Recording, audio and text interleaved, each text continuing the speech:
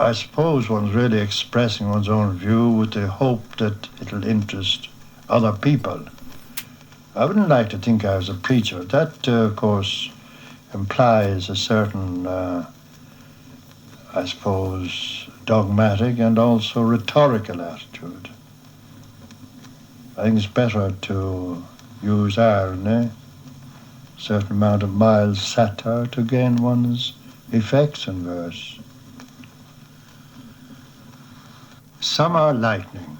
The heavens opened. With a scream, the black man at his night prayers had disappeared in blasphemy, and earthen beds were bared. Day with elements had lied, ashing the faces of madmen until God's likeness died. Napoleon took his glittering vault to be a looking glass. Lord Mitchell, pale and suffering, fell to the floor in halves. The cells were filling. Christopher O'Brien, strapped in pain, for all the rage of syphilis, had millions in his brain. James Dunn leaped down the dormitory. Thought has no stopping place. His bright bed was a corner shop, opening, closing, late. Behind a grill, the unfrocked priest had told his own confession. Accidents in every street, rang the Angelus. Flight beyond flight, new stories flashed or darkened with affliction, until the sweet choir of Mount Argus was heard at every window, was seen in every wing.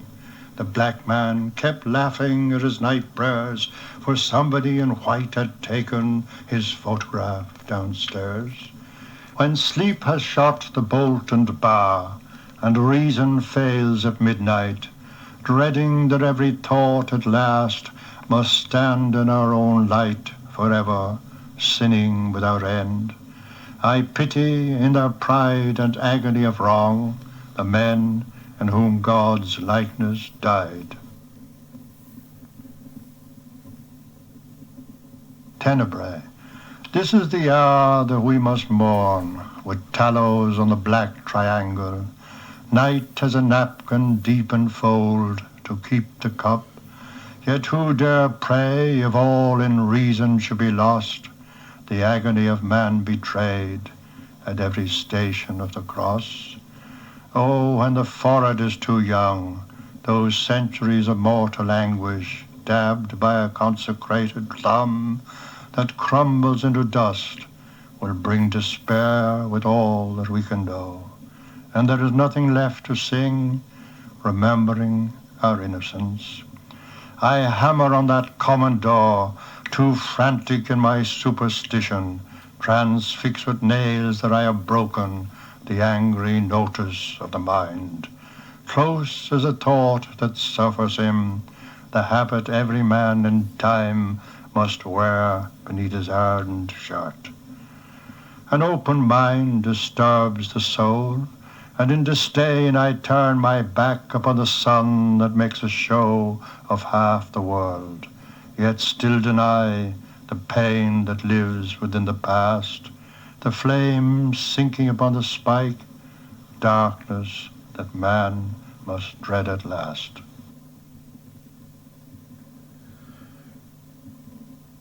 Wandering men. When sudden night had trapped the wood, we stumbled by dark earthing to find a path we never knew, though we went down on bare knee. But as we prayed, there came a sound of canticles upon the air, a momentary flame that rounded the bell house of Kildare. Among her women on the threshold, great Bridget gave us welcome. She had concealed in colder veil too soon the flaming of her forehead that drew our eyelids in the wood. By shadowy arch she led the way.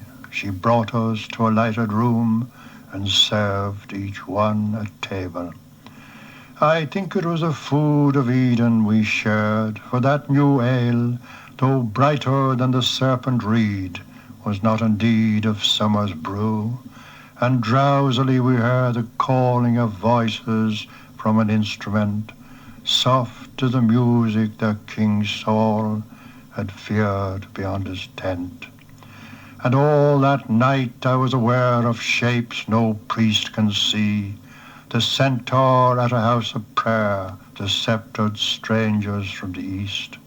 Confined in dreams, we saw again how Bridget, while her women slept around her, templed by the flame, sat in a carven chair. We wakened with the early blackbird, before the oaks had drawn an old sun's circle in the grass. The sightly house was gone. Yet we gave praise to that sky woman, for wayfare and a vision shown at night to harmless men who have no parish of their own.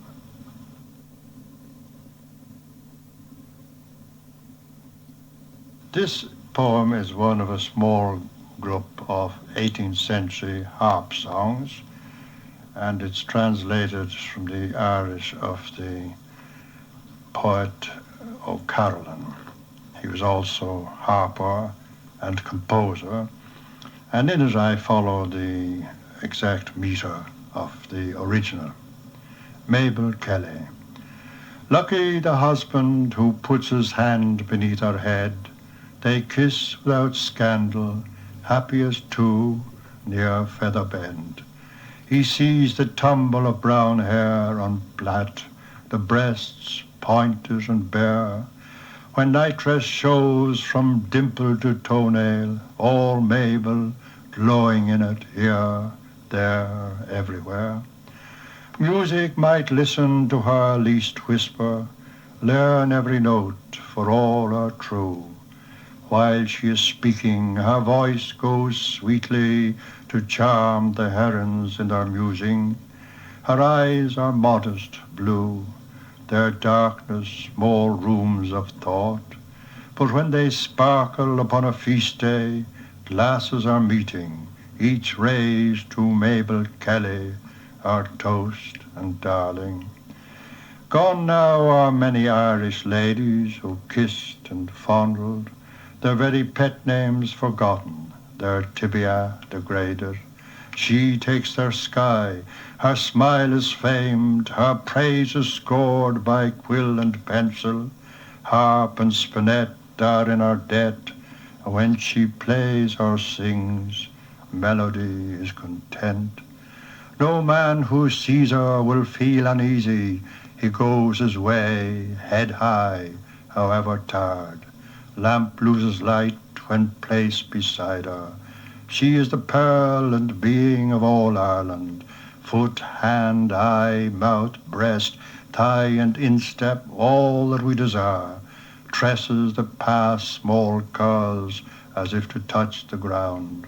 So many prizes are not divided. Her beauty is her own, and she is not proud.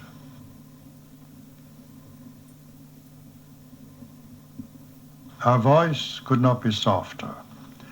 Suddenly in the dark wood she turned from my arms and cried, as if her soul were lost. And oh, too late I knew, although the blame was mine, her voice could not be softer when she told it in confession.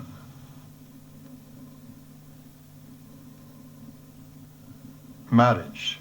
Parents are sinful now, for they must whisper too much in the dark. Aye, there's the rub. What grace can snatch the small hours from that costly kiss? Those who slip off the ring try to be chaste, and when they cannot help it, steal the crumbs from their own wedding breakfast, spare expense, and keep in warmth the children they have nourished.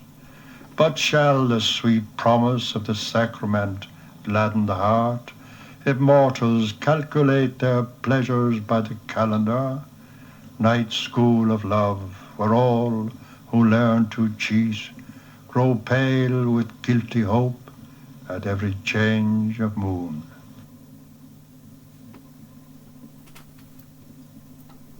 Irish-American visitor. Up in the clouds, a blessed dot, or down below, counting each knot. Rome, Boston, Mass, per kilowatt. He labors, goes where time is not, yet shared for a day our humble lot. The half-door, hearth, three-legged pot, and hearing chicks run, horses trot, put off the scarlet to come, forgot the capital.